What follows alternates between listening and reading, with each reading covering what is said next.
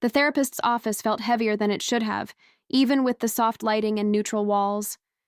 I sat there on the couch, my hands folded tight in my lap, twisting my wedding ring like it might whisper answers back to me. Ethan sat beside me, leaning back with his arms crossed, his jaw locked, like a man doing time instead of trying to save a marriage. I was the one who pushed for therapy, because I couldn't keep pretending our silence was normal. Our house had become a shell, and I was desperate to believe we could fill it with something more than routine. I needed to know there was still something left between us. The therapist's voice was calm, almost soothing, asking questions meant to make it easy. And I wanted that. I wanted a place to finally lay down the weight pressing on my chest. So I spoke. I told them about the distance, the coldness, the nights I sat up waiting for him, hoping his key would turn in the door before it got too late. I remembered when Ethan and I used to laugh about burnt pancakes, when he stayed awake just to watch silly old movies with me. Now, if he came home before midnight, it felt like a small victory. My words shook a little, not because I was weak, but because I cared too much to stay silent. Ethan's answers came clipped, like every question was a burden. He said he was tired, overworked, misunderstood, but I heard the emptiness between the lines. I sat there hoping he'd meet me halfway, that he'd look at me and see the woman who still wanted to fight for us. But he didn't. Instead, I caught myself wondering, what if he wasn't just hiding stress? What if the distance wasn't about work at all, but about something, or someone, else? I kept watching him as he shifted in his seat, arms locked tight across his chest, eyes fixed anywhere but mine. It hurt, the way he avoided my gaze, like looking at me would cost him too much. The therapist encouraged us to speak openly, but I was the only one really talking. I spilled my heart onto that polished coffee table, piece by piece, hoping he might at least reach across and pick some of it up. Instead, he just sat there, giving those half-hearted nods, pretending to listen. That silence between us was louder than any words we could have said. I tried to explain how lonely it felt in a house we once filled with laughter, how I could make dinner, set the table, and still feel invisible when he finally walked through the door. The small details gnawed at me, his phone lighting up in the middle of the night, his smile disappearing the second I entered the room, the excuses that piled up like bricks. I told him I wanted us back, the U.S. who used to hold hands in the car just because. But my voice trembled, because deep down I wasn't sure he even wanted the same thing anymore. I was afraid I was the only one fighting. The therapist asked him what he thought, and Ethan shrugged. Just a shrug, like our whole marriage could be summed up in that one careless motion. He mumbled something about stress, about how I didn't understand his workload, but it felt rehearsed. My chest tightened with the realization. He wasn't just hiding behind exhaustion. No, there was something else in that shrug, something he wasn't ready to say out loud. And sitting there, I felt the first chill of suspicion crawl down my spine. I leaned forward, hoping my words might break through whatever wall he was building between us. I told him I wasn't looking for perfection, that I just needed honesty, raw, unpolished, even if it stung. I wanted to hear his fears, his doubts, anything that would let me know he was still here with me. The therapist nodded encouragingly, but Ethan's eyes stayed flat, his expression unreadable. It was like talking to a stranger who happened to wear my husband's face.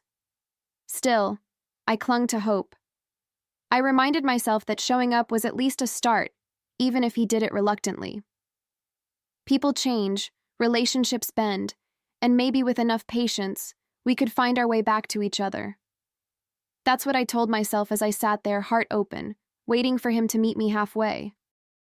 I thought therapy could be the bridge back to us, that if I just held on, he'd eventually reach across and take my hand. But the silence stretched too long, and something inside me shifted. I couldn't ignore the way his jaw tightened every time the therapist asked him to be honest. I couldn't ignore the restless tapping of his foot, or how his phone vibrated in his pocket and he didn't dare pull it out. A strange unease settled in my stomach. I wanted to believe therapy would uncover the truth that could heal us. What I didn't realize yet was that the truth waiting to surface would do the exact opposite.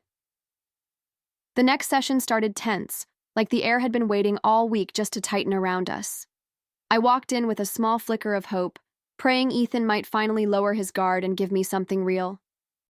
But the moment the therapist steered the conversation toward trust, his whole body stiffened, like the word itself was an accusation. I could feel my pulse quicken, bracing for another round of excuses, another wall of half-truths. The room grew warmer, heavier, as if even the silence knew something was about to give. The therapist didn't let him off easy. She leaned in, her voice calm but steady, asking who he turned to when he felt unsupported at home. It was a fair question, one I thought might finally open the door between us. But instead, Ethan's face flushed, his mouth twisting as if searching for a lifeline. Then the words slipped out, sharp and unplanned. "Well, Anna listens to me." He froze. I froze. Time itself seemed to catch its breath. The sound of her name cut through me like glass. For a second I thought maybe I misheard. Maybe it was a trick of my own desperate mind. But no, the look on his face told me everything.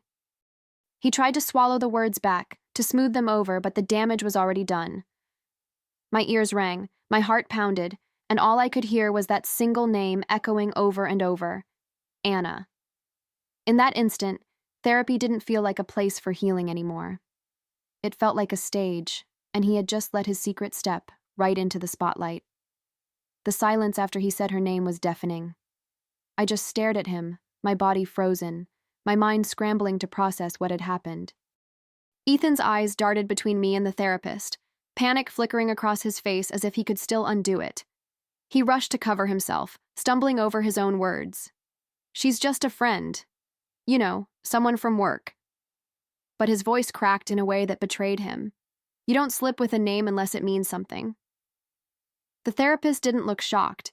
She looked composed, professional. But I caught the way her brows lifted ever so slightly. She asked calmly, "Who is Anna?" And I swear the way Ethan fumbled made my stomach drop. He wouldn't meet my eyes. He twisted his wedding band, stammered something about venting over coffee, about needing someone to talk to. But I could feel it. My skin prickled with the realization that he hadn't just slipped. He had exposed a truth he thought he could keep buried. I sat there, holding myself still, because I knew if I moved, even slightly, the whole room would shatter around me. My chest tightened, my throat burned, but I forced myself to breathe, to stay composed. Rage was coming, heartbreak too, but right then, I wasn't going to give him the satisfaction of watching me fall apart. I wanted him to sit in that silence, to feel the weight of what he'd just done. And even though the therapist shifted the conversation gently, I knew nothing in our marriage would ever be the same after that name slipped out. I kept my voice steady, though inside I was trembling. I asked him again, "Who is Anna?" But Ethan couldn't look at me. He rambled about a colleague, about harmless conversations, about how I was overreacting. Every word only made it worse. If she were just a friend, why hadn't I heard her name before? Why did it fall out of his mouth with the weight of something hidden, something forbidden? My gut already knew the answer, even if he refused to give it to me. The therapist redirected gently, trying to keep the session from spiraling out of control, but my mind was already spiraling on its own. I replayed every late night at the office, every vague excuse, every moment he'd pulled away from me in bed. They all lined up now, stacking together like puzzle pieces I never wanted to complete. Ethan sat there, pretending to calm down, pretending to explain, but I could see the truth in the way his hands shook, and his eyes stayed glued to the floor. I said nothing more, because words felt pointless. Instead, I let the silence stretch, let him stew in it while I pulled my pain deep inside where he couldn't touch it. He thought he'd stumbled, that with enough spin he could bury what slipped out, but I knew better. That name was no accident. And as I sat there staring at the man I thought I knew, a quiet determination took root in me. If he wasn't going to hand me the truth, then I would find it myself. That night, I lay awake staring at the ceiling, Ethan's voice still echoing in my head. "Anna listens to me." He had no idea what he'd unleashed with those 4 little words. My chest felt hollow, but beneath the ache, something sharper stirred. Resolve. If he thought he could gaslight me, smooth it over with excuses, He didn't know me as well as he thought. I wasn't going to beg for answers anymore. I was going to find them myself. The next morning, while he showered, I slipped his phone from the nightstand.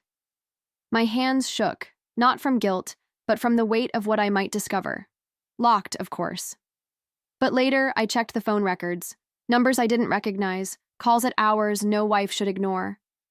Each line on that bill felt like a needle, pricking deeper into the truth.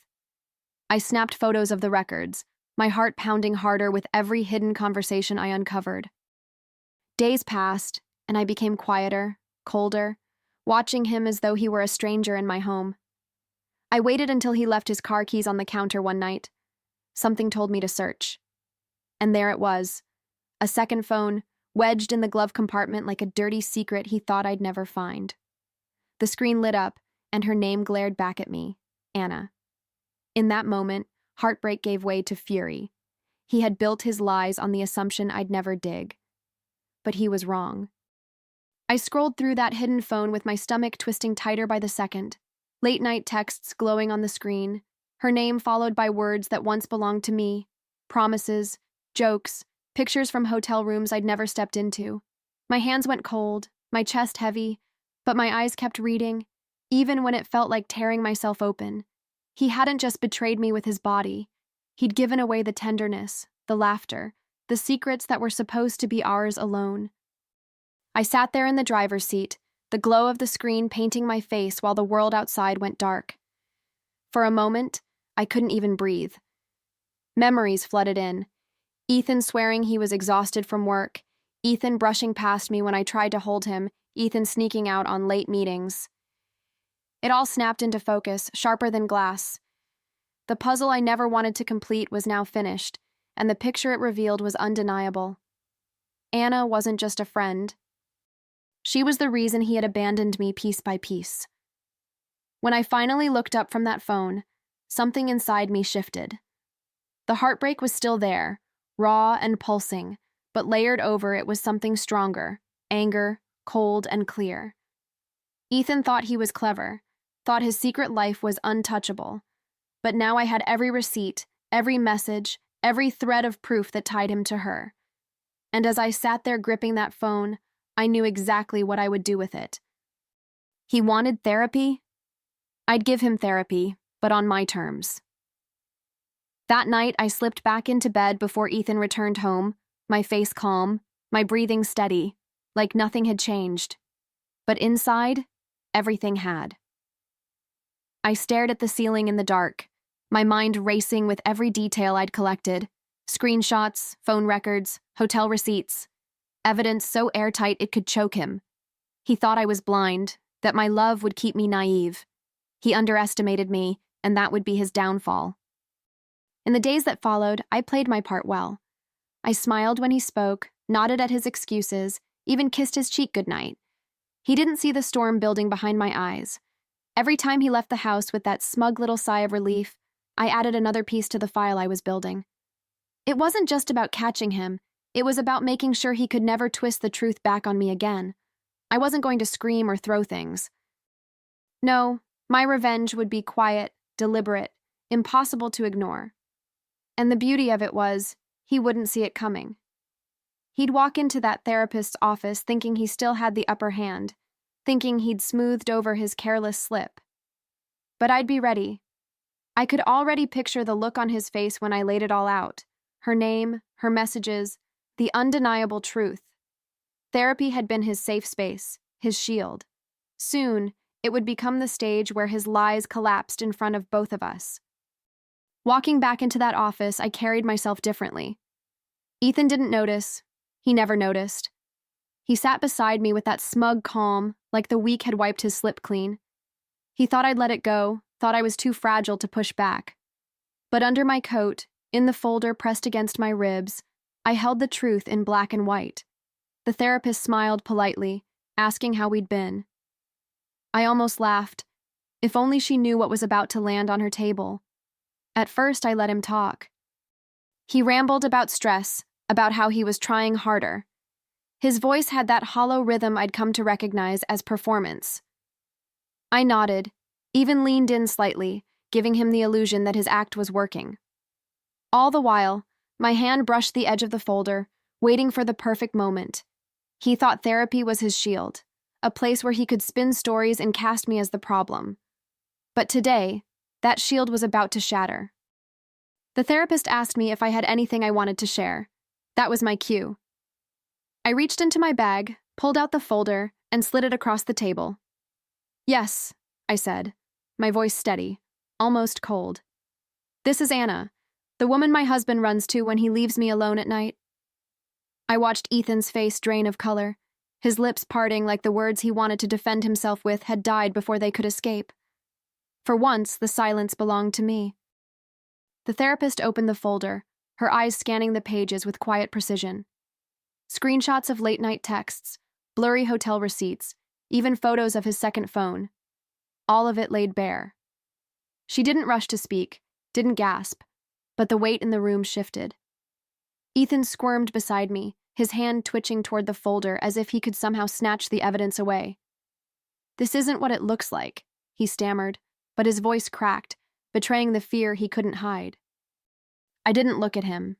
I looked at her, calm, deliberate, my voice steady in a way I hadn't heard in myself for months. He wanted honesty. Here it is. Our marriage isn't falling apart because I'm too demanding or too emotional. It's falling apart because of this. My finger tapped the folder. Because every night I sat waiting for him, he was busy giving pieces of himself to someone else. The words didn't tremble. They cut, clean, and precise. Ethan tried to lean forward, his hands pleading, his tone shifting into that practiced performance of guilt and excuses. "Rachel, please," he began, but I didn't flinch. I let him hang in that space, desperate and exposed, while the therapist stayed silent, giving the moment room to breathe. He wanted therapy to be the place where he could rewrite the story. Instead, it became the place where his lies collapsed under the weight of the truth. I reached into my bag one last time and placed a fresh set of papers on the table. Divorce papers, crisp and undeniable. "I won't sit here and be dissected as though I'm the problem," I said, my tone calm, almost eerily steady. "I've spent months begging for scraps of honesty. Today, I'm done begging." The therapist looked at me with quiet respect, while Ethan's face drained, his lips parted in disbelief. For once, he wasn't the one in control of the narrative. He fumbled, reaching out as if he could pull me back into his orbit. "Rachel, wait! We can fix this!"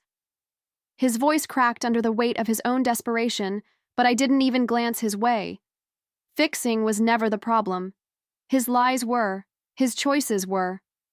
And the more he pleaded, the smaller he seemed, like a man unraveling under his own deceit. That folder sat between us like a mirror he could no longer turn away from. I stood up slowly, gathering my coat, feeling taller than I had in months. My heart pounded, but it wasn't fear. It was freedom demanding space in my chest. I looked at Ethan one last time, not with anger, but with a clarity he'd never expected from me. "You said her name by accident," I whispered, "but I'll make sure everyone remembers it on purpose." Then I walked out, leaving him humiliated in the one place he thought was safe. The news spread faster than I ever could have imagined. Friends, family, even neighbors who once looked at us as the perfect couple now whispered Ethan's name with pity. I didn't hide what happened. I made sure the truth had room to breathe. Every screenshot, every receipt, every late-night call was a thread in the story he tried to bury, and I wasn't about to let him rewrite it. He had lived in secrecy. I chose exposure. And once the light hit, his so-called Anna vanished as quickly as she appeared. For the first time in years, I felt lighter. I no longer tiptoed around his moods or checked the clock, waiting for his excuses. My evenings belonged to me again. I poured myself a glass of wine without wondering if I'd drink it alone. I cooked meals because I wanted to, not because I was hoping he'd show up in time to eat them. The silence in my home no longer felt suffocating.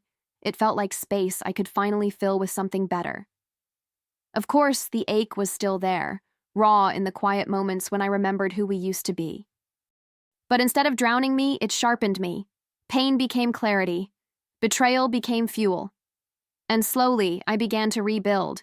Not for us, but for me.